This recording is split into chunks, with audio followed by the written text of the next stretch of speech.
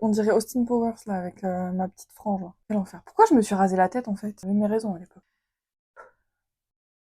Bonjour et bienvenue. On se retrouve aujourd'hui pour une vidéo dans laquelle on va parler de ma pomme et de mon parcours afin que vous puissiez comprendre factuellement comment j'ai pu en arriver à la spiritualité New Age. Je fais des formats podcast dans lesquels je parle de sujets similaires, alors je voulais juste vous expliquer la différence entre les deux ici. Dans les formats YouTube, j'essaye d'être la plus analytique possible et la moins subjective, on va dire. Alors évidemment, je ne peux pas arriver à une neutralité de 100% étant donné que je parle de ma personne, mais disons que sur les formats vidéo, j'évite de verser dans le sentimental et dans le mélodramatique. Les formats podcast, eux, ont une ligne éditoriale un peu différente, un peu plus intime et un peu moins subjective. Alors pas dans les faits, mais plus dans la narration. Je m'autorise un peu plus d'émotions et je parle de ces sujets avec mes convictions, mon point de vue. Et donc je suis un peu plus décontractée en format podcast et donc c'est un peu plus voilà, un peu plus chill, intime, un peu plus le thé quoi. Voilà, c'est la principale différence entre ces deux formats, mais vous pouvez trouver des compléments d'information dans les deux bien évidemment. Bref,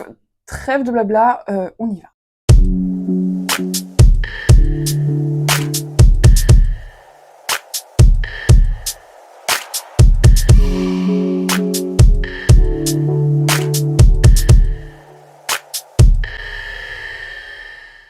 Mon histoire commence en 1994. Ouais, j'ai 30 ans, je sais, on dirait pas. Enfin non, en fait mon histoire, elle commence en octobre 1993, 3 mois avant ma naissance du coup, avec le décès de la personne qui devait être ma marraine dans un accident de voiture. C'est un accident tragique, elle a seulement 17 ans quand l'incident se produit, et ça laisse sa famille et la mienne, étant donné qu'ils étaient assez proches, dans une incompréhension totale et dans un sentiment d'injustice très profond. C'est la seule fille de la famille à cette époque, alors avant ma naissance du coup. Donc il y a un engouement autour d'elle, et notamment un engouement de la part des femmes de ma famille, étant donné qu'on n'est pas très nombreuses, quoi. Solidarité féminine, t'as vu? Je viens au monde donc durant la période de deuil de sa famille et de ma famille. Du coup, très jeune, on me parle d'elle, on me parle du fait qu'elle est décédée, voilà, et du fait qu'elle serait une de mes guides. Alors moi, évidemment, toute petite, je sais pas ce que c'est qu'un guide, hein, mais je suis curieuse et je pose vraiment plein de questions. Et vu que cette histoire me fascine, j'en fais un peu mon mythe personnel. Nathalie, donc c'est son prénom, est donc une personne que j'ai l'impression d'avoir toujours connue, tant son souvenir est présent dans mon environnement. Ses parents étaient donc dans un profond chagrin et cherchaient des réponses à cette époque. Et ils tombent sur toute une tripotée de médiums qui vont leur dire que qu'elle est en paix, que c'est une de mes guides, qu'elle communique régulièrement avec moi, ce genre de choses. Et on projette sur moi tout un tas de choses comme ça, et on me raconte notamment que je ferai de la projection astrale depuis bébé pour aller la voir, pour lui rendre visite. On me raconte comment elle veille sur moi, et on me raconte un peu tous les phénomènes qui se produisent autour de sa mort, après sa mort en fait. Des objets qui bougent, des phénomènes inexpliqués, des voix, bref, toutes ces choses-là en fait. Du coup, la vie après la mort, pour moi, ça existe très tôt dans mon parcours. Et évidemment que je crois ce que les figures d'autorité de l'époque, à savoir ma famille, me dit en fait. Alors mes parents sont pas forcément croyants, hein. J'ai grandi dans une famille plutôt agnostique pour le coup. Mais voilà, son souvenir est tellement présent qu'on cherche à se rassurer, et du coup c'est des histoires que j'entends de manière assez spontanée. Du coup je développe très vite une fascination pour la mort. Ça peut paraître un peu glauque, mais c'est quelque chose qui m'a toujours intriguée en fait, et notamment pour la vie après la mort. D'ailleurs, dans la bibliothèque de mes parents, je trouve un livre sur les EMI. Les EMI, du coup, c'est des expériences de mort imminente, et je l'ai toujours. Donc vers 8-10 ans, je demande à ma mère si je peux lire ce genre de livre. Elle me dit évidemment que c'est pas de mon âge et que c'est un peu glauque. Mais je suis quelqu'un d'assez têtu, donc je le prends et je le lis. Voilà. Je comprends pas grand chose, mais je le lis. Et je l'ai toujours.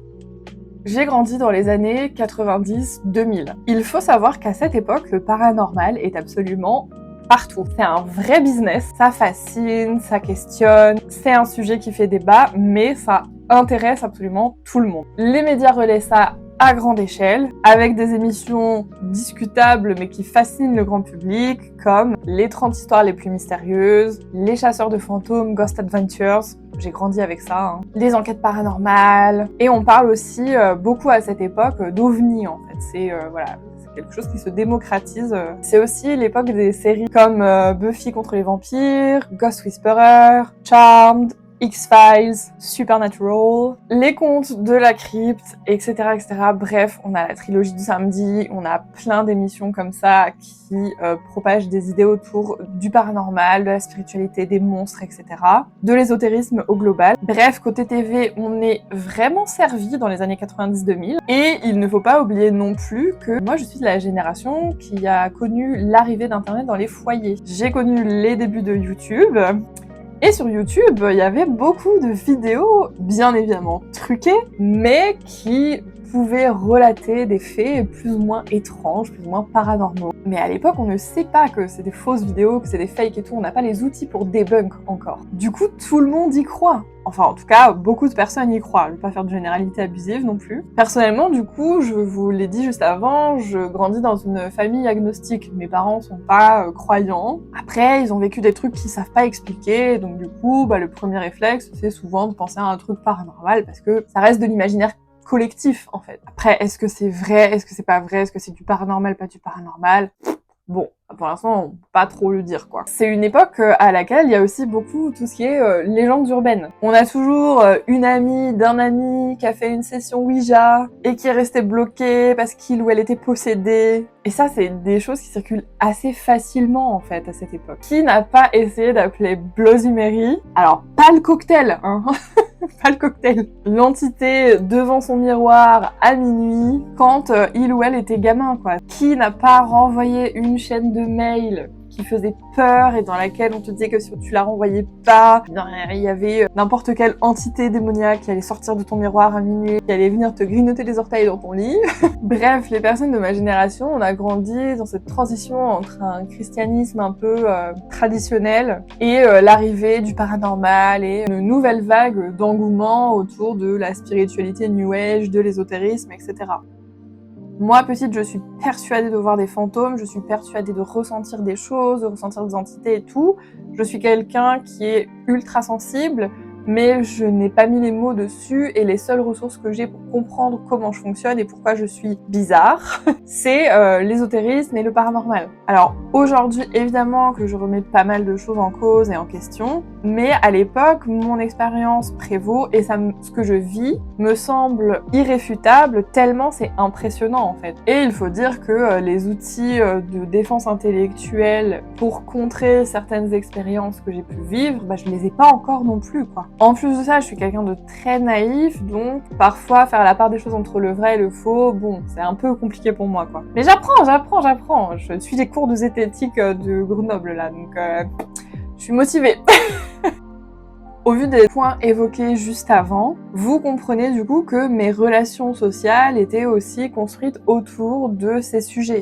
Du coup, toutes mes amies et tous mes amis baignent littéralement là-dedans. On entretient nos peurs, on se raconte des histoires de fantômes, on se raconte nos expériences, celles de nos proches. Vraiment, le paranormal, c'est un sujet central dans ma vie depuis que je suis gamine. Tout est toujours prétexte à parler de paranormal. C'est hallucinant. Et puis, étant donné que moi, je vis des trucs et que je ressens des trucs, je deviens un peu la référence paranormale de mon groupe de potes depuis la primaire, en fait. Ça devient mon étiquette personnelle et comme je trouve de la reconnaissance de la part de mon entourage au travers de cette étiquette, à savoir que ça fait que les gens s'intéressent à moi, allez, je me fais attaquer. Quelle peau de glu. Hop là. La vidéo elle va durer 30 minutes, il y aura 20 minutes où je me bats avec mon chat, quoi. À l'époque, je ne sais pas que j'entretiens le truc parce que j'ai la reconnaissance des gens autour de moi. Ça, je mettrai des mots dessus que très récemment. Je suis honnête dans ce que je ressens et dans ce que j'ai l'impression de vivre et je crois fermement que je vois des choses et que j'ai des capacités, des dons, peu importe comment tu appelles ça. Du coup, comme je suis la plus impliquée dans tout ça, dès l'école primaire, je suis vraiment catégorisée comme étant la meuf bizarre qui voit les fantômes et qui sait plein de trucs sur le paranormal et tout. Parce qu'en plus de ça, moi, comme c'est un sujet qui me passionne, vraiment, je fonce le sujet, quoi. J'ai vraiment beaucoup de connaissances sur ces sujets-là, depuis très très jeune. Et puis, comme à l'époque, c'était la tendance, c'est tout bénef, quoi. On trouve des infos assez facilement sur des blogs, sur, des forums, des choses comme ça. Et je me retrouve à avoir mon crew d'adeptes en fait, et je peux briller socialement avec mes connaissances et mes capacités, voilà, c'est incroyable, que personne d'autre n'a. Bref, les gens s'intéressent à moi et c'est trop cool quoi. Voilà pour la première partie de mon expérience liée au paranormal, New Age, etc.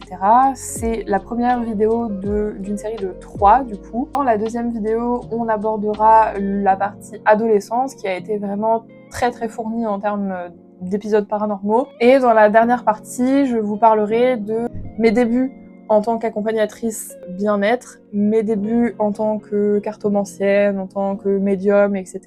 Et comment j'en suis arrivée petit à petit à glisser vers le mode gourou à pensée magique. Voilà. Bref, j'espère que cette vidéo vous a plu. En attendant la prochaine vidéo, je vous dis prenez soin de vous, je vous fais des gros bisous. Ciao ciao.